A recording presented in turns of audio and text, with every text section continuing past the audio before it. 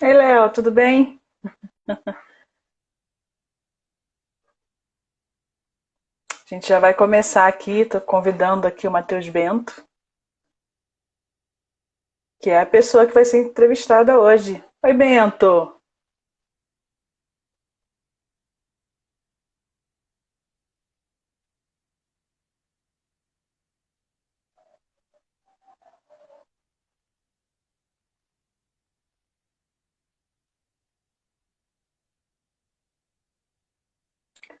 Bento, já mandei o convite para você, já pode entrar.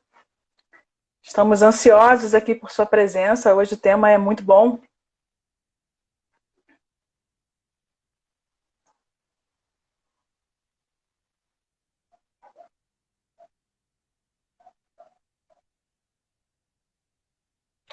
Oi, tudo bem, Eritze? Joia?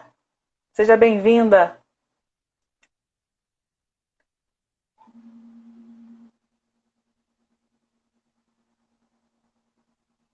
Só falta você, Bentinho.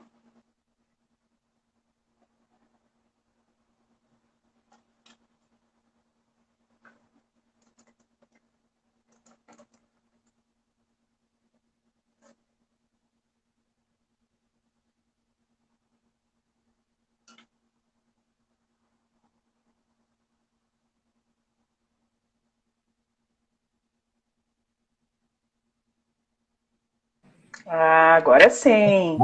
Ah, garoto. Tudo bem, Bentinho? Tudo bem, Marcela? Que prazer estar aqui, finalmente, né? A gente aqui de cara a cara, um para o outro, para trocar agora experiências com você, né? Com o seu tema, com a sua monografia. Então, eu fico Sim. muito feliz de ter recebido esse convite de qual é o tema. Eu que agradeço, né? Você ter topado. É engraçado me olhar aqui agora na tela de baixo. A gente fica imaginando, né? Como focar aqui essas coisas. Mas eu que agradeço, né? O convite que eu te fiz para trocar de lugar comigo e compartilhar um pouco, né? Do meu tema com as pessoas. Isso aí. Então, vamos lá, né, Bentinho? Primeiro, aquela pergunta clássica que eu vou fazer para você: o porquê de você ter escolhido história, né? Uhum. Você se formou em história, inclusive junto comigo. Então, por que que você escolheu a faculdade de história? Por que esse interesse pela história? Então, Marcela, é, acontece que eu escolhi história por uma questão mesmo religiosa, assim, né? A princípio eu gosto, vou voltar um pouquinho antes. No ensino médio eu já sabia, no ensino fundamental eu já sabia que eu queria trabalhar com escola. Gosto do ambiente escolar e falei, eu quero fazer algo que relacionasse a escola. Pensei em matemática, fui, aí no nono ano eu tive um probleminha com a matemática, falei, opa, matemática não é para mim não. Aí como os professores descobriram, né, que eu queria fazer algo relacionado à escola, eles começaram a vender os peixes deles, né? Não, faz português. Não, faz isso aqui. E acabou que eu tive um bom professor no ensino fundamental, no nono ano, o Paulo Felipe, e eu gostei das aulas, no modo que ele explicava. Falei, acho que está decidido, vou fazer história, né? E aí foi um interesse que ficou no meu coração, e entrei no ensino médio já com aquilo na cabeça, quero fazer história, quero fazer história. E então, mesmo tendo uma professora que não tinha uma didática muito boa em história, que dava vontade até de desistir, eu falei, não, vou continuar.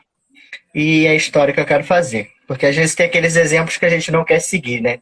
Então ela era um exemplo de que eu não queria fazer em sala de aula. Acabou então que eu fiz história. Também nesse período vai entrar uma questão de fé nisso tudo que me leva para a religião.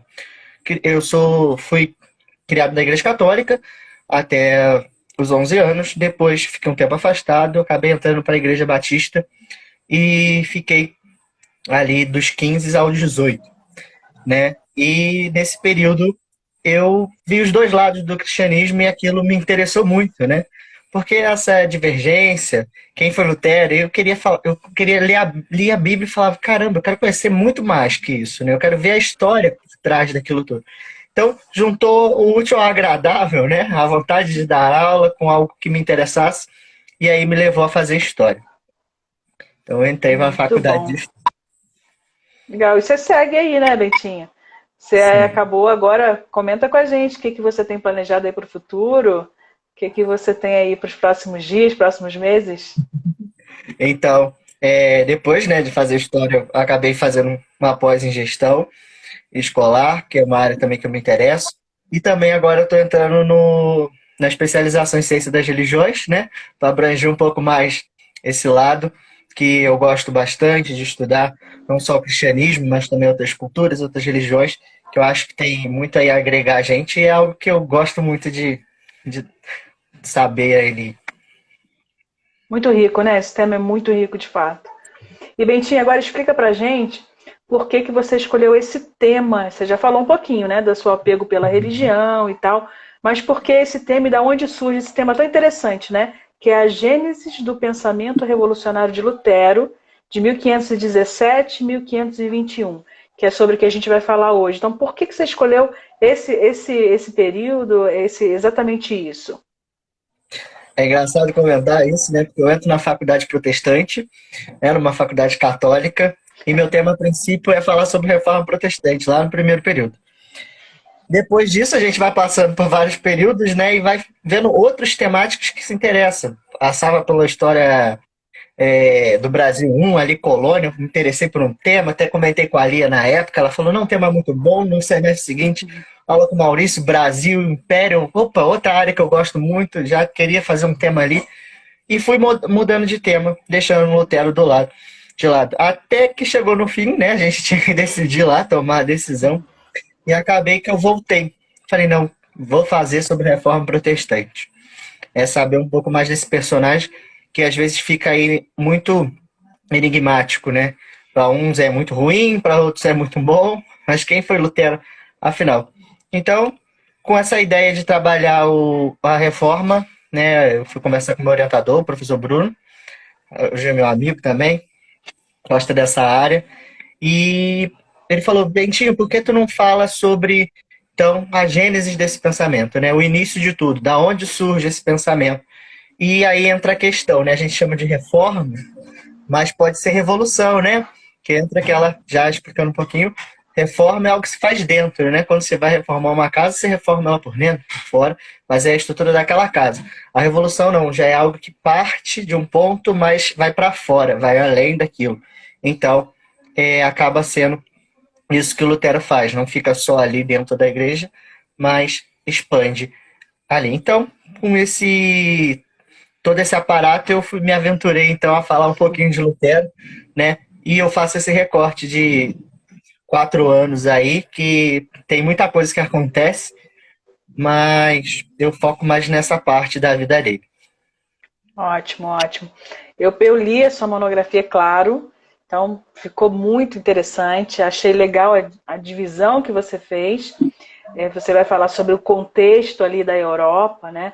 E depois dos anseios do próprio Lutero. Isso é muito legal, a gente olhar para o personagem, né? E tentar entender, que é a sua proposta até da sua monografia.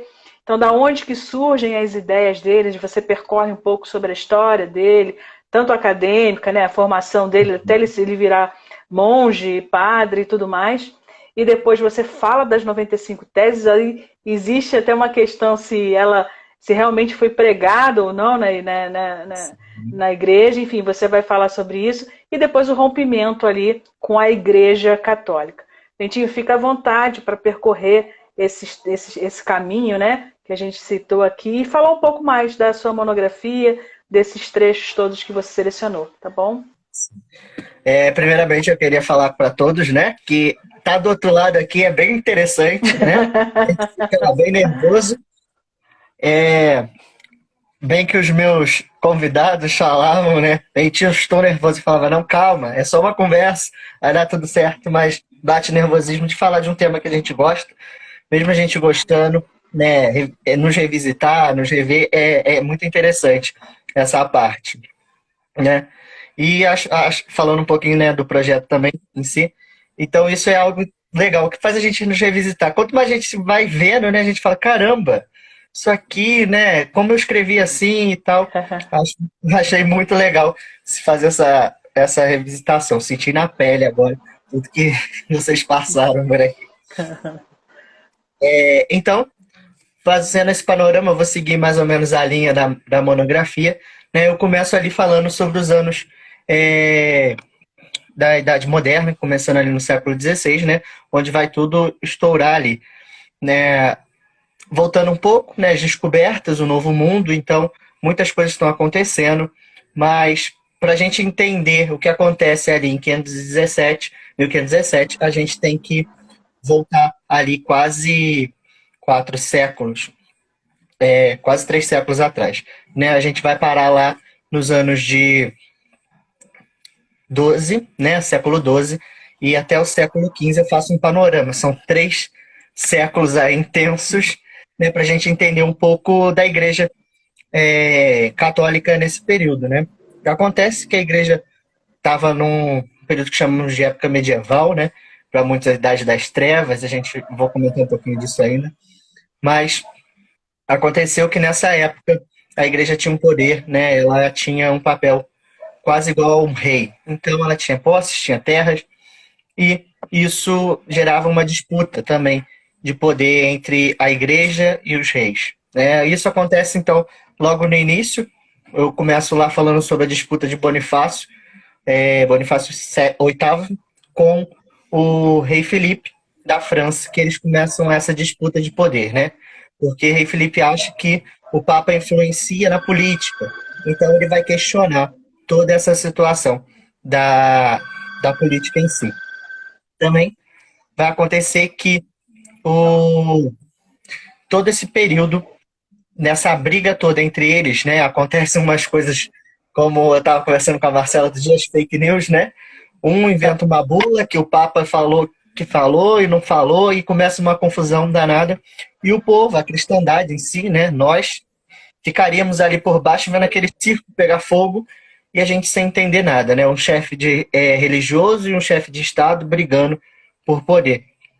Nisso tudo, com um contexto de peste, né? Modificação, ali um cenário. Eu vou ficar pegando um pouco de teologia aqui, né? Cenário mais espiritual, né? Com Jesus fragilizado na época medieval. Então, todo esse contexto também em volta ali, a fome e tal. Voltando mais ao cenário aqui, que são as referências dali do Papa, acontece tanta briga que acaba que quando o Papa morre, um novo Papa assume, né? Eles fazem um conclave, só que dá tudo errado, e aí entra a disputa política no meio, e acaba que cancelam aquele conclave, mesmo elegendo um novo Papa, que seria o Papa de Roma, né? Aquele que moraria na casa de Pedro. Só que nisso, o rei faz uma nova eleição, reúne lá os arcebispos, faz a junção e elege um Papa também. Agora tem o Papa de Avignon, né, na França. Então o Papa passa a morar na França, na cidade de Avignon, conhecido como Papa de Avignon. Nisso, o Papa, depois de algum tempo, Papa Romano, também fica nesse poder, então fica tendo 2 papas na Europa. Olha que loucura, né? Imagina, a igreja ficou conturbada. Agora, quem a gente segue? O Papa de Roma ou o Papa francês? Só que para tentar resolver tudo isso e não causar um novo cisma, como já tinha acontecido lá em 1053, se eu não me engano, isso, 1053, quando dividiu a Igreja Católica Ocidental, né, da Igreja Ortodoxa, acontece então, eles tentam fazer uma reunião juntando esses 2 papas, falando, não, o senhor daqui de Avião renuncia, o senhor de Roma renuncia, e a gente elege um novo papa. Tá, até aí tudo ok, vamos fazer isso. Quando eles lá em Pisa fazem essa reunião, armam o conclave todo e elegem um papa, os papas falam que não vão renunciar. Então agora acaba que a igreja tem 3 papas. E a loucura permanece. Agora tem um papa da França, um papa em Roma e um papa em Pisa. Só que nisso tudo, acaba que no final eles conseguem, né? Um renuncia, o outro acaba morrendo, se eu não me engano, e fica o Papa Romano no poder. Então a igreja volta a ter o seu controle ali nas mãos do Papa em Roma. E vai acontecer então que nesse período o papado vai entrar em um colapso, né? As pessoas vão perder o prestígio pelo Papa, né? Uma figura que seria importante, o espiritualista acaba tendo umas funções muito distantes. Acaba então que nesse período também os papas começam a se envolver com simonias, né, que seria dar funções religiosas e também a seus filhos ou coisas assim. Tinha papa que tinha casamento, se casava, teve filhos. Então isso acabava causando com uma conturbação ali na cúria, né?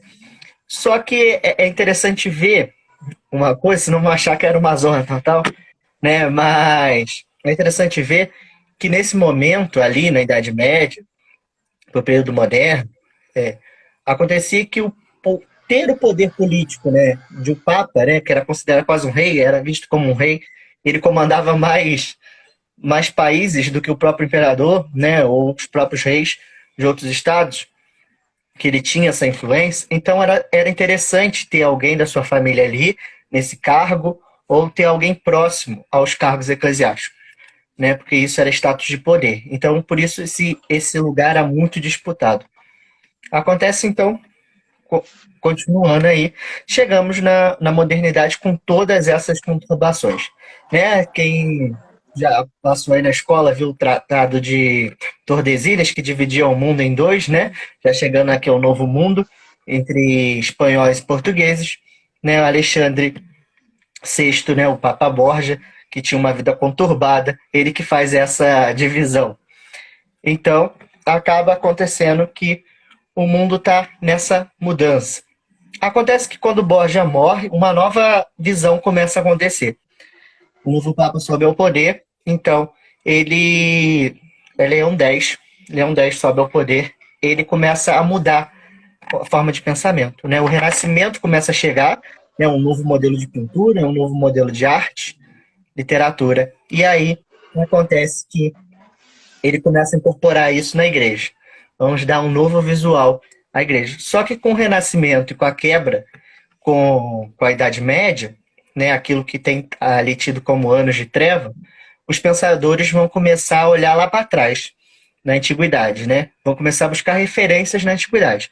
E isso vai ser para arquitetura, para literatura, para as artes, mas também acontece que isso acaba incorporando também na teologia, numa visão teológica, acaba entrando isso também, né? O humanismo entra ali, o pensamento humanista começa a fazer parte da época, então isso vai influenciar também alguns teólogos, pensadores religiosos naquela época. Acontece então que esse pensamento humanista, né, eles tinham um pouco de medo, porque eles achavam que iam tirar Deus totalmente do centro, né, que era na Idade Média, e colocar o homem, mas dava para conviver com os dois ali. Então, eles vão fazer essa junção. Nisso entra um personagem interessante, Erasmo de Roterdã, que começa a ver que nas escrituras, né, se voltar ali ao passado, ver a vida dos apóstolos, como é que eles viviam, compartilhavam com os irmãos, viviam ali sem aquele todo luxo, sem aquelas todas as coisas, mas ele começa a voltar a uma visão clássica ali, de um cristianismo primitivo. Ele começa a ver os padres da igreja, né, os pais da igreja, os primeiros que comandaram as igrejas lá nas primeiras fases.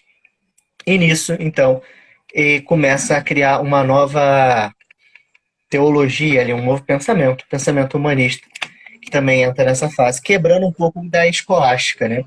Escolástica, que era um período teológico, né, ali de São Tomás de Aquino, Santo Agostinho, né, e outros santos ali que construíram durante a Idade Média esse pensamento que vigorou muito. E ali agora acaba perdendo um pouco disso. As pessoas começam a ignorar esses e pensar uma outra forma. E é nesse todo esse contexto que Lutero também vai se deparar, né? Ele já entra ali numa parte mais humanista. Lutero vai se ver com todo esse ambiente ali do cristianismo já abalado por toda essa conturbação com os papas e tal. Só que também vale lembrar que a gente está falando de Alemanha, né? A Alemanha não era esse país que a gente vê hoje, todo reunido, com uma união só. Né? Ela ainda não era unificada, então ela tinha um imperador e a Alemanha era dividida em vários principados. Só que o que unia a Alemanha em si era a religião. A única coisa que mantinha aquele povo unido era o cristianismo, né? Porque o Papa tinha controle por ali, tinha o imperador, mas o que unia mesmo ali era a fé. E isso vai gerar uma conturbação também, que é quando a gente começa a ver que Lutero passa por uma nova ideia, isso vai reformular todo o Estado, né? Por isso que às vezes falam que Lutero, a reforma não foi só religiosa, né? Mas sim uma reforma política. Mas já digo que Lutero não tinha essa mentalidade, não tinha essa ideia. A gente Nem vai essa conhecer. intenção, né, Bentinho? Não, Inicialmente, não. pelo menos o que eu vi, né, até do que você comenta na monografia, ele não tinha essa intenção, tinha muito a ver com ele, né? Os Uhum. questionamentos dele. Isso é interessante, né? Sim. Vai entrar então o papel da pessoa física, nós, né? Nosso questionamento e Deus. E aí ele vai, em todo esse cenário aí, mais ou menos, que eu trouxe para vocês verem, acontece também. Ah, bom lembrar uma coisa, né? O jeito arrogante, né, da coisa vem um pouco da origem alemã, né? Eles são mais broncos, mais centrados ali, então eles têm uma forma de falar mais grossa e tal. Isso vai ser uma coisa que vai influenciar também na visão de Lutero mais à frente, que a gente vai ver. Então, eles têm todo um sistema, toda uma cultura, todo um linguajar, então as pessoas vão interpretar isso de uma forma, às vezes, errônea, né? E a gente, então, começa lá a ver Lutero. Quem foi Lutero? Ele nasceu em 10 de novembro do ano de... Só ver o ano aqui que eu não me recordo. 1483. E ele foi batizado no dia seguinte. Já nasceu, já foi batizado. No dia 11 de novembro. Que é dia de São Martinho. Por isso o nome dele, Martinho Lutero. Em homenagem a um santo. Interessante. Martinho Lutero nasce numa família ali que a início é pobre, mas acaba crescendo na vida, né? O pai dele é empreendedor, vamos dizer assim, e acaba comprando umas minas e exploração. Então eles têm uma condição financeira boa para a época, né? Hans Luther, que era o pai dele. E ele vai ter uma educação religiosa. Às vezes as pessoas acham que não, mas ele teve. Ele foi criado, frequentou colégio de freiras, né? Durante a infância. Depois, na fase da adolescência, também teve essa relação ali com eles, porque era muito próximo aos conventos e tal. Porque, na verdade, se a gente for parar para ver, né, na idade moderna, não tinha muito essa coisa de escola ser laica, né? A igreja controlava a maioria das escolas, né? O Estado não dava educação. E aí acaba sendo que a educação dele também é uma educação religiosa. Então a gente vê que Lutero tem contato com a religião desde o início, desde a sua formação. E nesse processo todo, né, ele vai depois entrar para a Universidade de Frankfurt, e ele vai estudar artes, né? A arte naquela época era a filosofia, né? Ela dava abertura para as outras. Se você quisesse fazer direito, você teria que fazer arte, né? E ele acabou fazendo artes, ganhou o título de bacharel e licenciado. E aí, já isso em 1501, já em 1505 ele já começa a querer fazer o que ele queria, né? Ele falou que ia fazer direito, então ele ia fazer direito. Esperou ansiosamente, agora ele podia. Também era o desejo do pai dele, né? Ter um filho formado em direito. Então Lutero estava todo decidido, acabou, agora ele já tinha, podia lecionar e tudo, mas ele queria fazer direito. Só que acontece algo, né? Ele se matricula, vai, tá? Quando está ali, aproximadamente o primeiro período, né, da universidade, acaba acontecendo algo que a gente não sabe em si o que, que é. Se foi, dizem, né, os livros que foi uma morte, não se sabe se foi de um parente ou algo que mexeu com ele. Ele acaba voltando, né, à cidade onde seus pais moram para visitar esse ente enfermo e tal. E isso acaba mexendo muito com ele, né? Uma coisa que acontece com a gente psicologicamente quando a gente acaba aquela sensação quando a gente vai num velório ou alguém está doente, a sensação de morte, né? Então isso acabou mexendo muito com ele. E quando ele retorna para a universidade, quando ele retorna, ele acaba enfrentando uma chuva muito densa e ele acha que isso é algo divino, né? E ele começa a brigar com ele mesmo e fala se ele era muitos raios que caíam, e ele falava se fala para Santana, né, que se ele passasse por aquela tempestade, ele entraria para o convento, dedicaria a vida dele a Deus. E acaba que a tempestade acaba, né? E ele não morre. Então ele vai lá e cumpre o que ele prometeu. Né? Para muitos amigos deles ali era um baque, né? Ver Lutero estava crescendo e para a carreira, até para a família, né? Largar tudo e entrar para um convento. Ele então entra para um mosteiro augustiniano. Ele vai ser então um monge agustiniano. E era um convento eremita e ele começa ali então a sua vida. Primeiro momento que eles preparam, né? Quem não sabe, quando você entra no seminário, no convento, você fica ali um ano de preparação para ver se é aquilo mesmo. No ano seguinte, ele ingressou mesmo e já virou monge, irmão, ali. Mais um tempo quando ele entra em si, o que acontece? Os mosteiros tinham bíblias, né? Por mais que as bíblias eram caras, eles tinham às vezes uma versão ou duas no mosteiro para eles estudarem. E aí Lutero recebe a Bíblia para poder estudar. Então, vamos dizer que ele não teve contato com a Bíblia, ele teve contato, ele conseguiu ler os textos e estudou, né? E ali ele começa, então, todo o processo. Depois de quase um ano, mais um ano, ele vira padre, é consagrado, né? Na sua primeira celebração tem aquela famosa cena que não sei se já viu o filme ou já ouviu comentar, né? Lutero treme, né? Ele não se sente digno, né? Ele se acha inferior e a fé dele é tanta que ele teme estar na presença de Deus. Então a relação que a gente vai ver aqui é de um homem temente a Deus, né? Com psicológico, uma luta interna dele com Deus. E olha que eu acho que ele nem imaginava que uma luta interna dele ia fazer o alvoroço que acabou fazendo. Ele então celebra sua primeira missa, depois de criar responsabilidade, ele passa a lecionar também, e depois disso ele é transferido para Wittenberg. Né? Já em Wittenberg, se eu não me perdeu aqui, isso. Ele vai para Wittenberg e lá também começa a dar aula e tal, mas mais de ajudante. O que acontece, então? No ano já de 1510 a 1511, esse mosteiro que ele frequentava, agora ele está na cidade de Wittenberg, mas ele ainda faz parte, ia passar por uma mudança. A Cúria estava querendo juntar os dois mosteiros augustinianos em uma só. Só que as duas correntes eram diferentes, olha isso. Para a gente ver que dentro da igreja já tinha correntes diferentes, né? Então, o mesmo grupo ali de monges augustinianos tinha uma diferença entre os monges augustinianos eremitas e os monges augustinianos tal lá, que agora eu não me recordo o nome. Então, Lutero vai a Roma com a intenção de conversar com o cardeal responsável sobre isso, para não fazer essa junção, porque seria muito ruim para a ordem e tal. Nisso, ele, como um bom cristão católico, ele vai e faz todos os preceitos. Ele passa em todas as capelas para ganhar indulgência, ele faz as orações necessárias. A viagem foi tranquila, ele não viu incômodo ali. Mas quando ele retorna, né, de lá, retorna com a sua missão fracassada, porque não consegue, os mosteiros acabam se unindo, ele acaba indo para Wittenberg e lá recebendo cargo. Agora ele pode ministrar na igreja. Agora ele começa a ser o pregador. Então, para os sermões de domingo, quem pregava era Padre Lutero, que vai dar o sermão. Só que Lutero começou a estudar mais a palavra.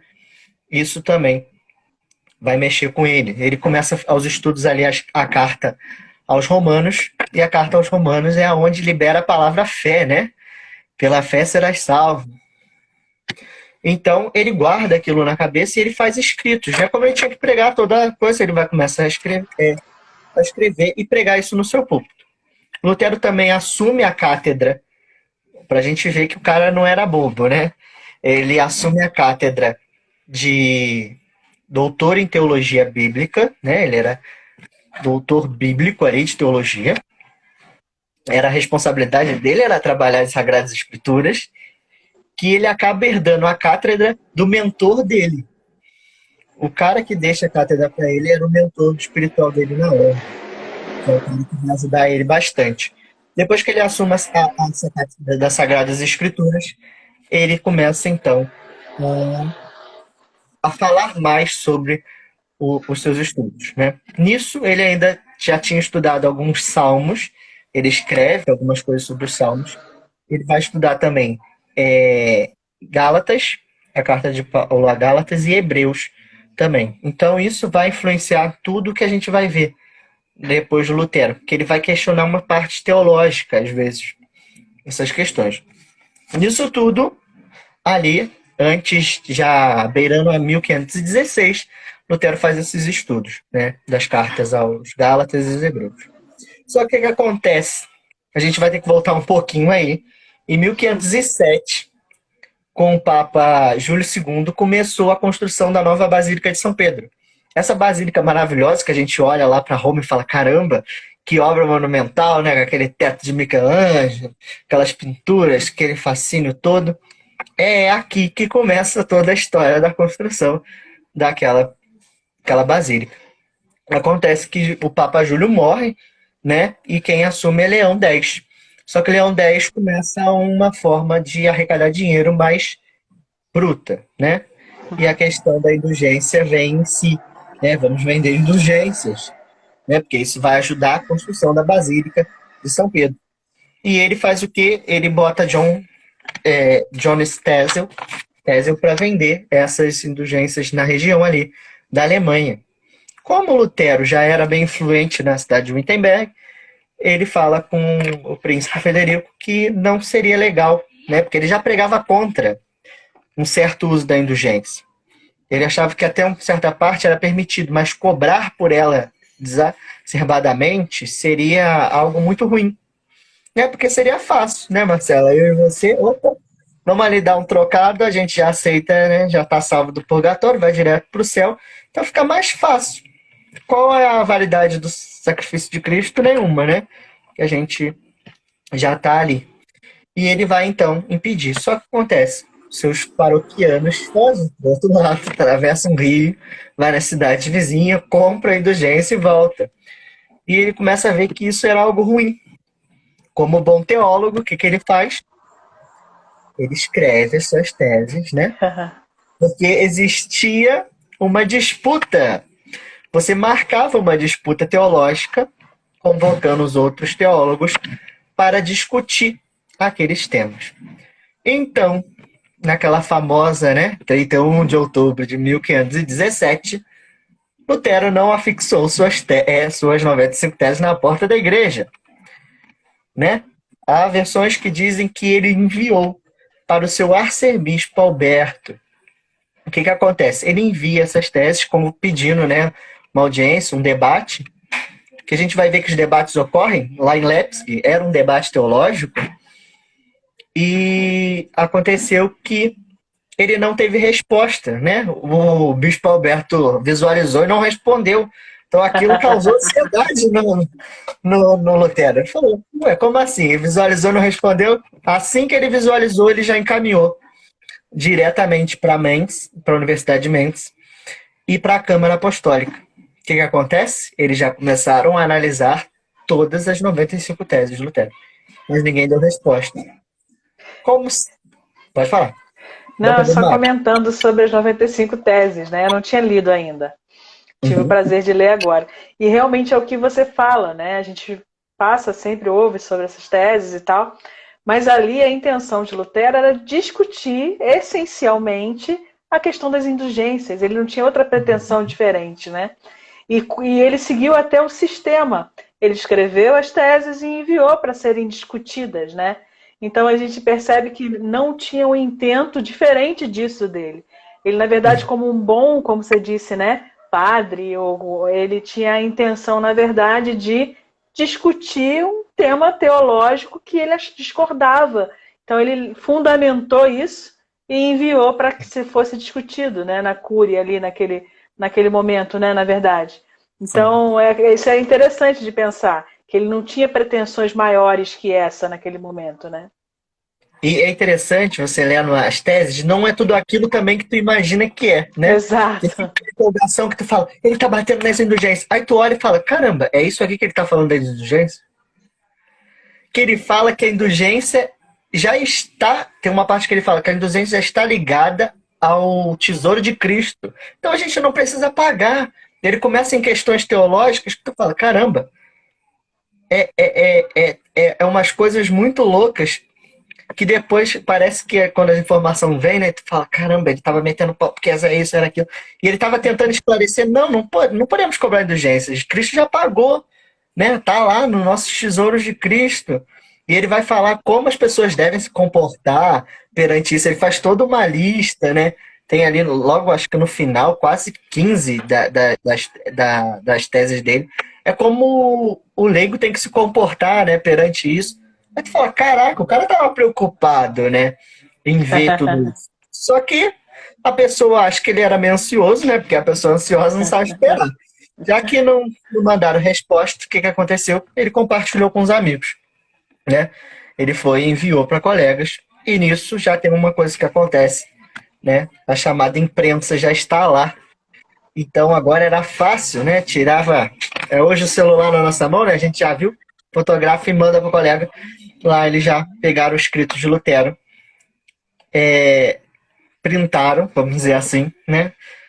Tiraram xerox e distribuíram na cidade. Quando o Lutero se deu conta, a cidade inteira já tinha lido as 95 teses dele. Ele não sabia que tinha dado tanto alvoroço como... Viralizou, né? Viralizou, né? Foi rápido. E aí, as pessoas gostam da forma que Lutero escreve e ele começa também a escrever outras coisas. E nisso tudo acontece que Roma convoca Lutero, né? Ele é convocado a aparecer em Roma, Papa Leão, assim a analisar as teses dele. Pede que ele vá a Roma explicar 41, se eu não me engano. Se eu não estou 41, 45 das teses. Olha, de 95, você explicar 41 só, porque a igreja não entendeu. O restante a gente acolheu aqui e vai tentar pensar na mudança. Só que Lutero não vai a Roma. O que acontece? O príncipe Frederico interfere, fala que Lutero poderia ser julgado ali mesmo, né? Então, acontece que em 1518, o cardeal Caetano, né, um tomista, ele tinha uma teologia voltada para São Tomás de Aquino, então uma teologia que a gente falou lá da escolástica, ele vai interrogar Lutero. E nessa é muito engraçado que eu descobri um negócio que eu nem coloquei na monografia, mas porque não dava tempo, que eu descobri quase no final. Lutero, ele faz uma reclamação para o Papa sobre o Caetano depois. Ele escreve e fala que o Caetano não quis discutir com ele teologia. Que o cardeal Caetano estava ali para tentar amenizar ambas as partes, tentar fazer Lutero discutir aquelas 41 pontos, mas ele também não quis discutir.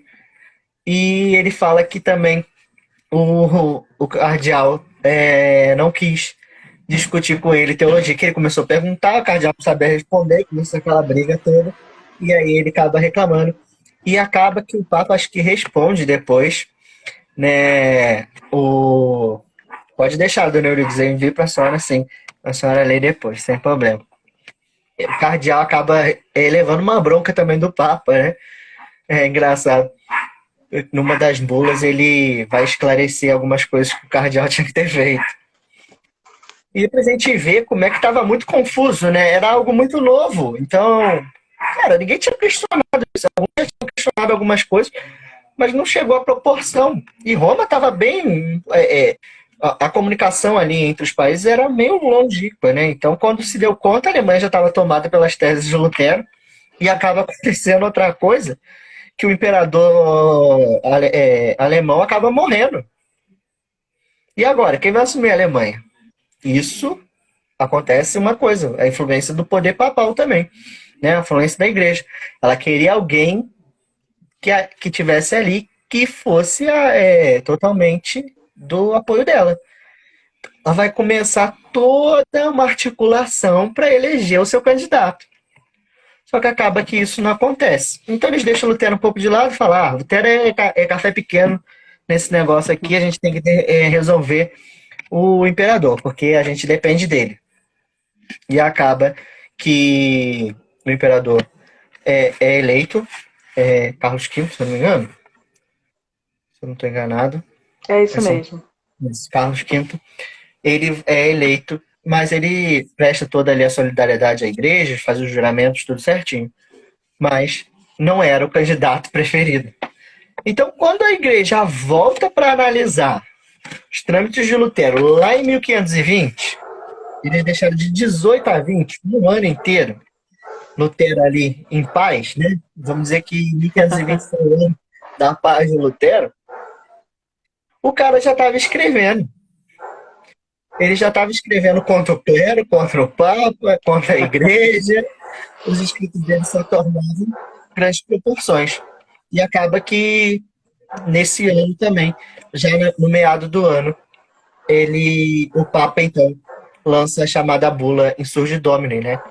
Pedia que o Lutero se retratasse dos 41 pontos, e se ele não se retratasse e parasse de divulgar seus conteúdos, ele seria excomungado. Só que o que acontece? Em 1520, em 15 de junho, mas a mensagem, ele tinha 66 dias, tinha um prazo. A mensagem só chega em 17 de novembro para ele. Chegaram atrasados na Alemanha. Então o prazo já tinha passado. Aí Lutero fala que não vai fazer aquilo, ele não vai se retratar. Uma, né? Agora ele já faz sucesso, né? Ele tem um pensamento que amadureceu, né? Durante esses 3 anos, de 1517 a 1520, como demorou muito, né? Ele começou a fazer um outro pensamento. Voltando aqui uma coisa que eu pulei, e muito importante, no 1519, que foi a disputa de Leipzig. O que acontece nessa disputa? É uma disputa teológica, tudo que Lutero queria que fizessem com as teses dele não foi feito. E um amigo dele foi convidado para essa disputa, disputando com Johannes Eck. O que acontece? Eck, então, ele sabe que Lutero está lá. E com os seus argumentos teológicos, ele começa a dar alfinetada no Lutero. Aí a disputa começa a pegar fogo, né? Isso me lembra até a aulinha de Vera Werneck, né? Que ela atacava um negócio, atingia a outra, botava fogo. E as pessoas estavam gostando daquela disputa, né? Os príncipes, as pessoas ali da universidade. Aconteceu, então, que ele entrou na moda, né? Permitiram que Lutero respondesse, tá atacando ele assim. E Lutero começa a rebater, eles começam a discutir teologicamente algumas questões, né? Questões de indulgência, questões disso. E num certo momento, Lutero acaba se atrapalhando e ele cita John Hus. John Hus que foi morto, né? Então, pela igreja, condenado ali com suas teses, suas heresias. E aí acontece que ele estava num território aonde aquele povo foi contra John Hus, né? Aquela teologia nasceu ali, então foi ruim. E aí ele começa a perder o prestígio de alguns ali naquela situação. Então ele acaba tendo ali um posicionamento que ele é taxado de herege já, nesse momento. Então aí que a coisa começa a apertar. Só que com tudo isso, né, com a morte do rei, ele acaba ganhando ali um tempo de paz e acaba escrevendo, como eu disse. Então, já vou pulando aí, 1520, né, ele recebe a bula. Só que um dos caras que tinham que entregar essa bula era John Eck. E demorou, porque eles foram passando em outros países para falar que estava proibido os escritos de Lutero, que tinha que ser queimado. Algumas obras no Ocidente eles conseguiram queimar, alguns dos escritos. Muitas coisas conseguiram ali fazer para tirar essas partes, só que em 17 de novembro, quando chega, né, Lutero já tinha 3 panfletos importantes feitos nessa época, que é a nobreza cristã da nação alemã, o cativeiro babilônico da igreja e a liberdade do cristão. E aí começa os ataques direto, né? Na nobreza cristã, comentar um pouquinho sobre qualquer coisa, Marcelo, pode interromper para perguntar. Tá? Eu queria fazer só um comentário, e se é bom que você bebe uma aguinha, ó. Sobre essa questão da excomunhão, né? Da pessoa ser excomungada da igreja, né? Vai me corrigindo aí no que eu falar. Mas eu me lembro que na própria faculdade a gente entendia e entendeu, para mim foi uma surpresa muito grande, realmente emergir naquele tempo e entender o que significava ser excomungado. Então era uma coisa gravíssima, seríssima a excomunhão, né? Ou a excomungação. Por quê? Porque você até comentou sobre os estudos de Lutero, né? Que ele é criado, né, nos estudos religiosos. Ele está imerso naquele tempo, e naquele tempo era assim que aconteciam as coisas. Então, assim, não existia essa divisão de pensamento fora da igreja, fora da religião em si, porque a religião fazia parte da vida. Então, assim, só para a gente ter a ideia de que essa excomungação é uma coisa seríssima. Não é como hoje, não participa da igreja, ok. Não, ele estava sendo excluído, ele ia para o inferno, né? Ele estava fora da comunhão dos santos ali. E ainda mais ele como padre. Mas assim, pela história, você percebe que ele era completamente, a partir desse momento, convicto e comprometido com o que ele acreditava, né? Então, assim, só fazendo esse comentário para você descansar aí e continuar. É interessantíssimo tratar a parte da excomunhão, porque é algo que está intrínseco, né, na vida deles. Então, essa questão mesmo religiosa. Cara, tu ser excomungado, tu nunca mais pisar na porta da igreja. As pessoas que andam contigo, se elas andarem contigo, elas também vão receber o mesmo castigo, porque tá lá, tá escrito, né? Que se você não andasse com Lutero, coisa, você estava participando dos erros que ele. Então você também receberia a mesma pena que ele. Então imagina, do nada tu perde o maior contato influenciador social ali, que é a igreja. Tu não pode mais pisar na igreja, em qualquer uma. Porque a notícia de uma pessoa excomungada viralizava também. Ó, fulano é excomungado, não chega perto não. Era quase a doença, né? Fulano, ó, dizem que tá andando com fulano lá que foi excomungado. Não chega perto não, se te verem, também vai rodar. Então tinha tudo isso. Hoje em dia a excomunhão não tem, né? Falar, foi excomungado, mas não tem mais o peso que tinha anteriormente, né? É afastado da igreja, das suas funções e tal, igual ele perdia suas funções, mas era algo que era muito mal visto, né? É algo bem triste, né? Vamos dizer assim. Grave, né? Muito Muito grave. grave. Então, quando ele recebe isso, né? Então chegou no auge. Só que acontece, o povo já estava com uma outra mentalidade, né? Os escritos, algo assim, então isso não estava valendo muito para eles ali. Ele não estava mais ligando para essa parte, porque ele já começa a criticar a igreja, como a gente vai ver, né, nesses 3 panfletos. Então, na nobreza cristã da nação alemã, ele começa a criticar o Papa. Ele toca na figura do Papa e fala que o Papa tem poder civil. Que droga é essa que o cara tem poder espiritual e poder civil sobre o povo? Isso não é permitido. Lutero vai dizer que isso não é permitido. Ou ele é líder espiritual ou não é. Então, para ele, aquilo ali era algo errado, né? Então ele toca ali e fala que o Papa não tem infalibilidade, né? Ele é falível, ele falha. Então, essa superioridade que ele tem, que só ele, né, pode interpretar, né? Só ele pode, porque só o Papa poderia interpretar as escrituras, né, dar o direcionamento através do Espírito. Não, ele vai criticar isso. Ele fala não, que as pessoas podem ter essa liberdade, né? Que isso deveria acontecer para todos, né? Os padres também poderiam interpretar, todas as pessoas que tivessem contato poderiam ter a sua interpretação. Então ele começa a bater na figura do Papa. Até aí, tá bom. Tá batendo no Papa, né? Aí vem o cativeiro babilônico da igreja. Aí a situação piora. Porque ele vai criticar a vida cristã, né? A vida da igreja. Ele vai criticar os sacramentos, né?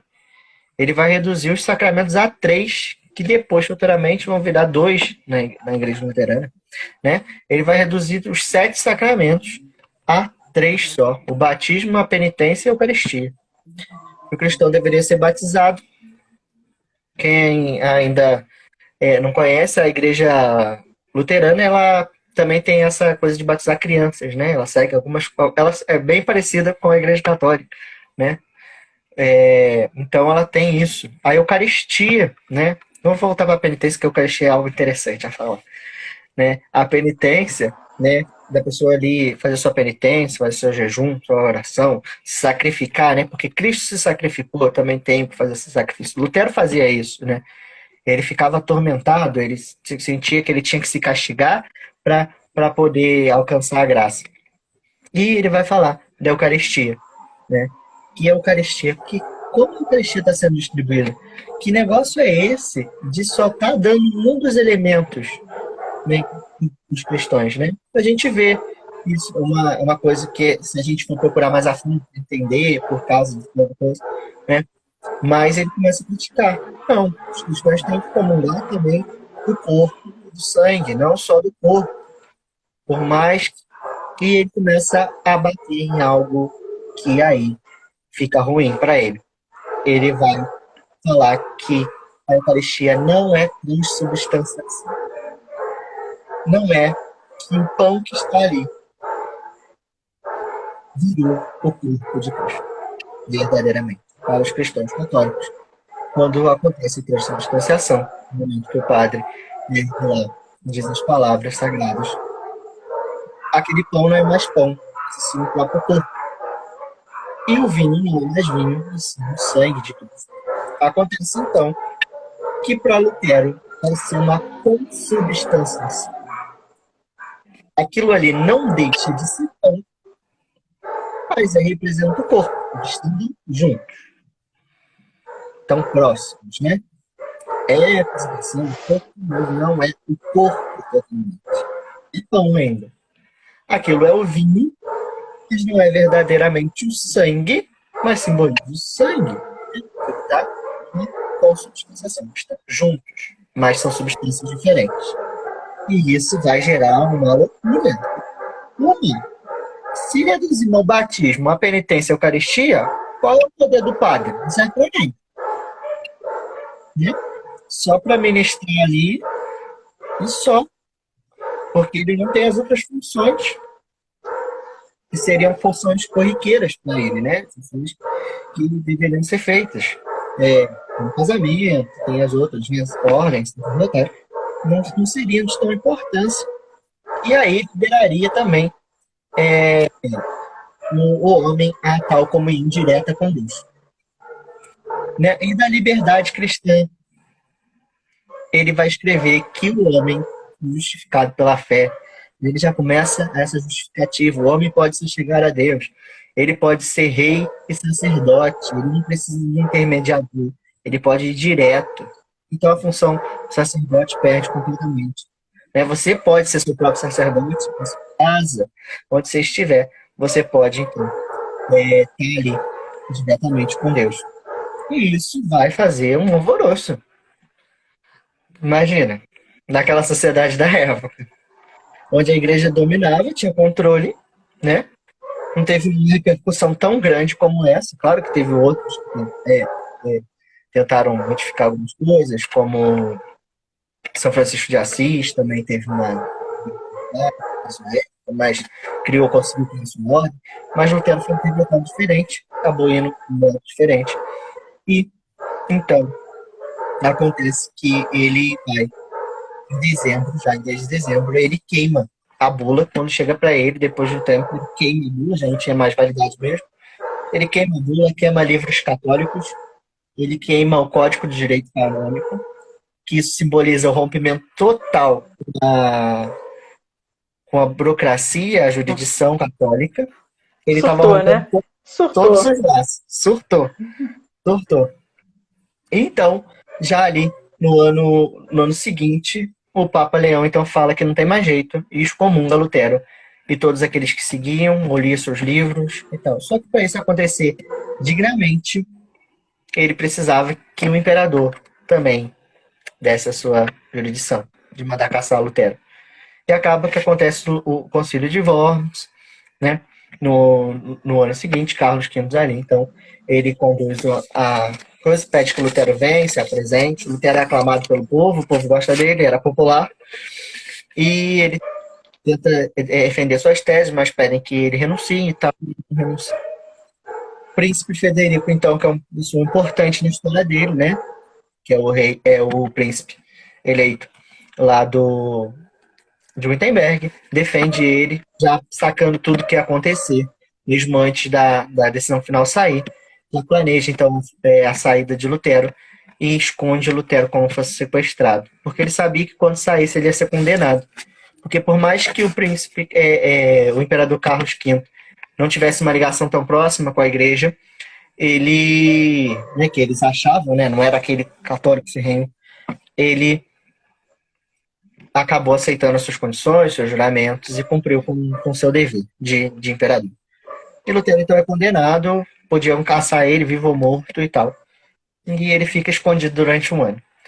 Há algo interessante que eu não comentei, que é a parte que eu falo sobre as faces de Lutero, né? Aqui eu já resumi a vida dele toda, mas é interessante voltar sobre as faces de Lutero. É porque na monografia eu vou e volto a todo instante, né? Porque Lutero foi compreendido até um pouco tempo com uma certa visão. Eu te pergunto agora, Marcelo, vou te fazer a pergunta. Quem é Lutero? Como você viu Lutero? Olha, Bentinho, depois que eu li sua monografia, eu entendi algumas coisas, né? Por exemplo, ele foi interpretado até o século XVIII de uma forma. Então não tinha muitos estudos para entender quem era Lutero. Então tinha de uma vertente só, que ele era arrogante, então pintava ali uma imagem dele de uma pessoa errada, né? Uhum. E a partir dessa fase começam-se outros estudos para mostrar quem era essa figura, né? Então eu tenho essa impressão que só com o passar de longos séculos é que se abriu a possibilidade de analisar a figura de Lutero, né? A importante figura dele, que era um homem apaixonado pela fé dele, e ele tinha muita convicção daquilo. Tanto que, mesmo com todo o suporte, o aporte político ali que ele vai encontrar, porque é um momento de revolução, então muitos se aproveitam desse momento, né? Então, mesmo assim, ele era, pelo menos nesse momento, né? E depois aí tem a vida mais madura dele, vai acontecendo outras coisas, mas até esse momento eu entendo que ele era um homem muito forte, muito convicto e tinha uma paixão muito séria pela fé dele por Deus, né? Então, essa é a minha percepção. Sim. É interessante que você já falou depois da leitura, entendeu? Como é que você acaba vendo ele agora. Tá vendo? Mas é uma coisa interessante que a gente tem essa ideia, né? Lutero foi pintado até o século XVIII como uma figura demoníaca, como alguém totalmente louco, lunático, arrogante, herege, entre outras coisas horríveis que foram citadas sobre ele. Mas o mais interessante é que a figura de Lutero só consegue ser mudada por conta da Igreja Católica. A figura de Lutero, por mais que pastores tentaram, por mais que a Igreja Luterana tentou mostrar e escrever um Lutero diferente, ela só consegue, só tem abertura para mudar quando a Igreja Católica também começa a rever a reforma. Reforma essa que alguns podem até me condenar agora, que a Igreja Católica hoje só é o que é por conta de Lutero. Porque aí ela teve que se organizar. E tem uma coisa, naquele concílio onde foram reunidos para se decidirem o que ia acontecer com o futuro da igreja, as novas normas, tudo certinho, Lutero foi convidado a participar. Ele só não foi. Porque a equipe dele já era grande, ele já tinha outros líderes junto com ele, e ele não foi, não compareceu, mas ele foi convidado a estar lá no concílio. E acontece, então, que a figura de Lutero vai ser interpretada loucamente durante anos, e vai ser repetida isso, porque as pessoas que escreveram depois que ele morre, né, acabou se perdurando, só tinha uma linha, como você destacou. E aí acontece que eles vão começar a mudar. É interessante a gente ver, eu faço a minha monografia um ano após os 500 anos da Reforma Protestante, né? A gente tem um conflito, né, que alguns católicos mais conservadores ou outros, que o Papa Francisco recebeu, né, uma imagem de Lutero, na época e participou do evento de comemoração dos 500 anos da Reforma, né? Algo que é interessante, né? Esse diálogo ecumênico entre as duas religiões são, em sua origem, muito parecidos, né? Aqueles que Lutero abre uma porta, né, para as novas comunidades protestantes, né? Depois vem Calvino, o anglicanismo e outras coisas que vão acontecer.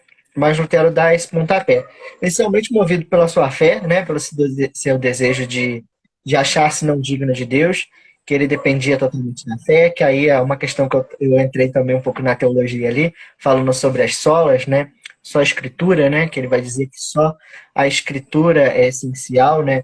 A interpretação pode ser vista por você se você tiver a escritura nas suas mãos.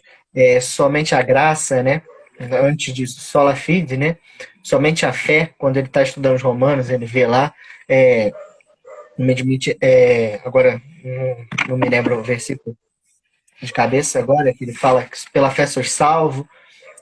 Depois vem sola graça. É engraçado que isso vai unindo uma, né? Que é a escritura que te dá a revelação, você só vai a Deus com a fé. Mas a graça que ele te libera, que vai te salvar, né? E sem a fé você não pode alcançar a graça, e vai acontecer essa junção. Essas são as três solas que começam, né? Que são as bases também do protestantismo. Depois vem a sola Cristo, e também só a Deus glória. Somente a Deus deve dar toda a glória e somente Cristo deve ser glorificado. E ele vai fazer essa junção. É interessante ver que eu não toquei nos pormenores, porque é uma coisa histórica, então Uma a gente história tenta chegar. longa, né? E é muita coisa que acontece e é uma relação mesmo íntima dele, né? Algo que as pessoas também, pela situação, como eu falei, que acontecia na Alemanha, né, vai influenciar em outras coisas políticas, porque a Igreja Católica tinha poder político. Então, rompendo com a Igreja Católica, você não precisa pagar mais toda a carga tributária que você tinha que pagar à Igreja, você não depende mais dela. Agora, os reis podem receber os impostos livremente. Você não tem mais um domínio ali religioso, né, totalmente. Então, a influência caiu na influência da igreja, eles têm mais liberdade para agir política e economicamente, né? Então, eles vão se aproveitar dessa parte também. Só lembrando que é uma coisa importantíssima, no tempo que ele fica preso, né, Bentinho, é quando ele traduz o Novo Testamento para o alemão, né? E isso faz com que o alemão se torne popular também, né? Então, olha que interessante, né? Além dele dar acesso àquele texto que não tinha, que não era acessível para todo mundo, ele, além disso tudo, também tem a influência de popularizar a língua alemã ali naquele momento, né? Que era muito mais vulgar e tal. Então, muito interessante que olha como a história vai entrando, né? E tem tudo a ver, não é só um movimento de... Claro, né? Foi baseado ali no início, a gênese disso da fé, né? Mas você vê que todo aquele contexto que você, inclusive, falou no início, tem tudo a ver, né, com o que estava acontecendo, a mudança de pensamento, né, o que estava acontecendo, os domínios absolutistas já começando a se ruírem, enfim, então é muito interessante, né?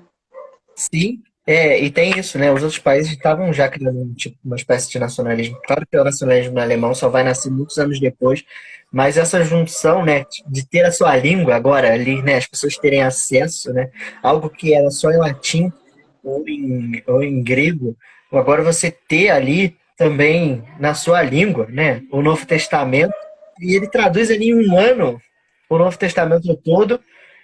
E depois leva mais alguns anos, traduz toda a Bíblia, né, para o alemão. Então ele vai criar uma característica, algo.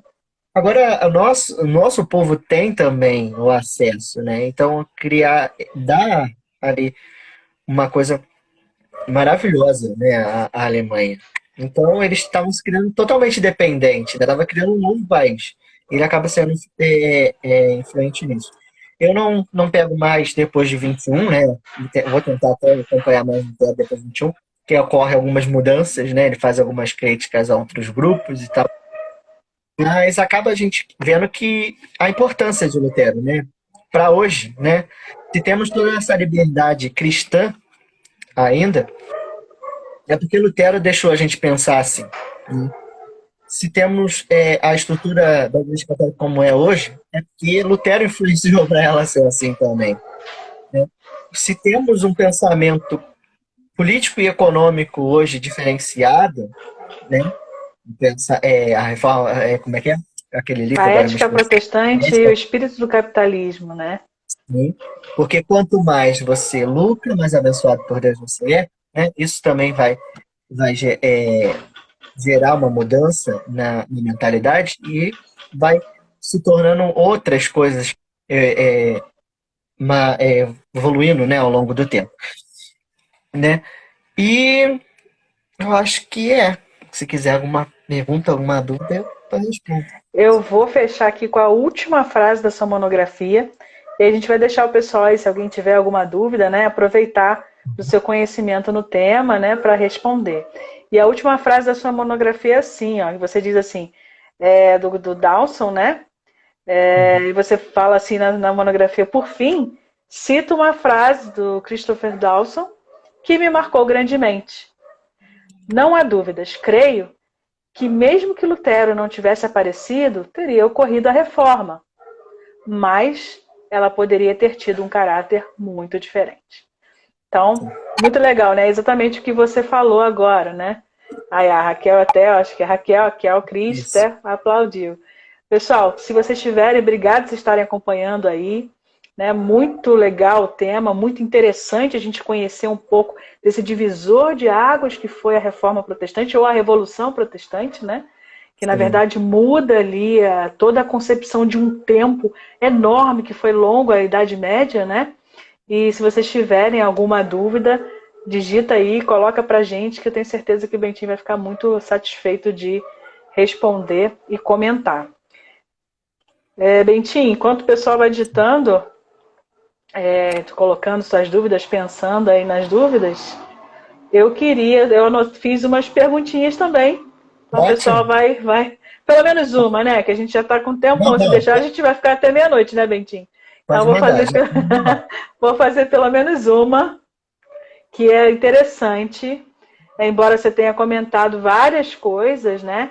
Eu queria que você falasse sobre. Então, duas, assim, que eu achei interessante. Primeiro, Pode. o ponto crítico, o mais crítico que você considera desse rompimento, né? Naquele momento, qual foi o auge do estresse e que ele ficou entre vida e morte, enfim, que ele pode ter sofrido mais.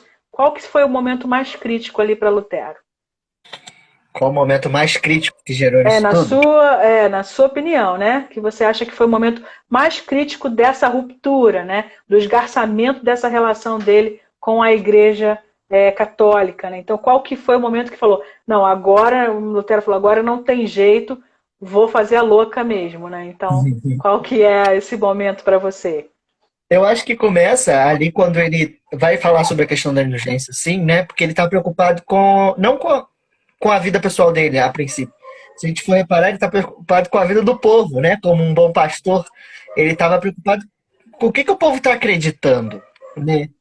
Como é que o povo pode acreditar que vai dar um dinheiro, já vai sua alma vai ser liberada do céu? Calma aí, né? Isso não tá certo. Eu acho que nesse momento ele já começa a ver que tem algo errado. E isso para ele, né? Então, na minha opinião, vai ser algo que vai marcar, né? Essa mudança. Ele vai ver que nessa parte há algo completamente errado. Porque tu não tá mexendo só com a minha vida. Ele sabia muito bem interpretar, né? Que ele podia usar a questão da indulgência, mas de um modo certo. Porque tinha uma ordem, tem toda uma ordem organizada para as questões da indulgência. A Igreja Católica cobra indulgência, tem indulgência até hoje, né? Só que é um modo diferente. Tu não paga pela indulgência, né? Você vai a uma missa especial, vamos dizer, a missa é, de finados. Quem for recebe uma indulgência. Olha, tu não paga. Mas isso estava sendo usado de uma forma errada para ganhar dinheiro. E o povo estava acreditando. Né? Como muitas outras, vamos dizer assim, outras religiões, ou até o próprio Cristo na época, lá, o povo estava usando o templo do pai dele como mercadoria, é essa revolta que acabou gerando no Lutero, né? Estão fazendo da igreja um comércio. né, através das indulgências, mas estão criando um comércio. Então, eu acho que ali, na minha opinião, é o auge para ele. E como ele, douto, né, a leitura e as interpretações, né, ele acaba vendo uma solução de sair desse sufoco, desse pensamento. Pode mandar se Legal. quiser. Não sei se te A respondi. outra que eu vou. Né, com certeza. A outra que eu vou mandar é a seguinte. Eu estava olhando o seu referencial teórico, né? Uhum. Vou dar uma olhada, não custa, né? E aí eu lembrei até de um autor, está até aberto aqui, que é o Delumaux. E ele tem, para quem se interessa aí pelo tema, pessoal, tem um livro dele que é muito interessante, a gente leu parte dele, inclusive, na faculdade, que é O Nascimento e a Afirmação da Reforma. Ontem eu li o primeiro e o segundo capítulo, falei, vou tentar me informar um pouquinho mais para conversar com o Bento. E aí eu vejo que, por exemplo, o Delumaux ele tem uma visão muito historiográfica mesmo da coisa, né? Uhum. Claro, ele é preocupado com isso. Os outros autores, eu não sei se ele tem, por exemplo, Dawson e tal, eles têm. A minha pergunta aí vai para você. Como que você conseguiu separar a sua fé desse estudo? Ou você não separou? Você olhou como um historiador, conseguiu fazer essa separação bacana de analisar o que você conhecia, o que você tinha de fonte, e não virar o fã-clube ali do Lutero? Mas Olha, assim, é só uma brincadeira, né? Mas assim, só para é assim, você dizer aí como é que você conseguiu fazer essa linha, né? De separar aquilo que você estava estudando por aquilo que você crê, não crê, porque é um desafio muito grande para nós, historiadores, fazer essa separação, olhar um pouco mais distante, né? Muito embora o tema seja sempre um tema que a gente, normalmente que pesquisa, é um tema que a gente gosta muito e se identifica. olha, separar foi algo que eu imaginei, tanto assim, trazendo o Dawson e o Martina, que são os principais que eu utilizo, né? O Martina é um monge. Cara, ele, com certeza ele vai bater no Lutero. Ele vai espancar o Lutero, né? Tanto que a parte que eu vou fazer da visão das faces de Lutero, a maioria dos textos, e é difícil achar os autores que ele cita, que falam mal do Lutero, cara, aí tu vê que. Mas ele ainda tenta ser um pouquinho parcial, né? E fala, não, mas esse daqui ainda defendia, tipo, duas linhas. Aí tá. O Dawson, não, ele já vem com uma visão mais história cultural, então ele tenta pegar algo mais abrangente, né? Pelo humor, não, ele já tem uma outra visão, né? Ele pega mais ali a parte onde que vai influenciar mais a questão da. Ele pega o povo mesmo, né, em si, o que estava acontecendo, né? O período todo que vai influenciar a reforma ali, né? E também eu me manter assim, coisa foi interessante, porque eu acho que ter passeado entre as duas, né, partes da religião, do cristianismo, tanto que eu dedico a minha monografia aos meus avós, uns dois, meu avô e o Sila, eles são católicos, e a minha avó falecida já, Selma e Paulo, eram protestantes. Então eu tive o contato com as duas e acabei frequentando as duas religiões, né? É interessante fazer essa imparcialidade, né? Eu tentei ser imparcial ali a todo tempo, porque ao mesmo tempo eu não tinha mesmo mais a visão que a Igreja Católica tinha de Lutero, mas também não tinha totalmente a visão que a Igreja Protestante tem de Lutero, né? E é engraçado que os meninos até me brincavam comigo, Bentinho, tá sendo herege, hein? Cuidado. Né? Porque eu tava tentando a Igreja Católica e defendendo Lutero, né? Alguma vez até falaram comigo, né? Você é maluco, né? Defender Lutero numa universidade católica, né? Falei, gente, é uma questão de admiração pelo próprio autor, porque pra gente entender, né, quem é Lutero, né? Mas fazer essa separação é um pouco difícil, né? Ainda mais se a gente é relacionado com a fé, né? Eu gosto muito, né? Gosto muito do cristianismo. Se as pessoas sabem, né? Me conhecem. Mas usar esses autores assim, eu cito Delumaux, né? Que eu achei essencial em algumas partes usar ele para mostrar mesmo também essa parte que não é só também a parte da igreja em si, não tem outras relações, como eu falei lá no início, né? Voltamos à Idade Média, usei ele mais um pouco para falar da Idade Média também, O povo estava em aflição, o povo estava lá sofrendo de peste, o povo estava com fome. A ideia que se tinha de Cristo era um Cristo morto, crucificado, que sofreu, então você deveria sofrer. Enquanto isso, o Papa estava lá discutindo com o raio de um príncipe o que eles iam ficar disputando poder e o povo sofrendo lá embaixo, né? Então traz essa ideia também de um pouco do afastamento. Por isso que o papado perde o prestígio, né? Por isso que a igreja vai perder um pouco do prestígio. Mas o povo ainda tinha fé, né? A fé que move tudo lá atrás. Porque eles vão continuar ali tentando acreditar que uma hora aquilo tudo vai passar, porque Deus é bom, né? É uma frase que eu lembro da Janaína, né? Que às vezes o cristianismo perdura até hoje porque não é as pessoas que fazem ele, né? É a mensagem que foi pregada lá atrás, né? A rocha continua ali, a água vai batendo, vai modificando, mas ela continua em pé. Mas é difícil fazer essa distinção, né? Não pesar ali. E eu achei muito legal, também tem um livro do Delomont, na época foi a Janaína que indicou, né? Nascimento e a afirmação da reforma, porque é uma ideia diferente, né? É uma visão diferente. Tem um outro autor aqui que agora eu não me lembro qual, que ele que vai me dar uma ideia, eu procurando, que deu a ideia das faces de Lutero, Legal. porque ele também tem outra visão. E é um texto antigo. E o cara vai dizer que só a Igreja Católica vai conseguir mudar uma figura. Olha isso. Pra gente ver a influência também até hoje, né? Desse poder que ela tem. E é bem difícil, mas eu achei que eu consegui passear entre esses dois, Que bom. né? Acho que hoje dá para botar mais coisas, mais lenha na fogueira, mas eu acho que deu sim. O que você achou? Quando você leu, tinha um viés ali? A gente percebe os interesses do escritor, né? Quando ele está Uhum. escrevendo. Então, isso é interessante. Você observa o que é interessante para quem está escrevendo, né? E aí, às vezes, eu queria uma outra informação, mas eu vejo que a sua linha é uma. E isso é muito normal, né? Claro, o escritor Sim, ele quer passar uma mensagem que ele se propõe, né? Mas eu achei que você navegou realmente muito bem, porque embora você, né, deu crédito ao próprio Lutero, da personalidade dele, você, ao mesmo tempo, como historiador, você diz que ele está imerso no tempo dele e que o tempo dele estava sofrendo grandes transformações. E claro que até favoráveis, porque Lutero não foi o primeiro a querer reformar a igreja, a querer mudanças na igreja.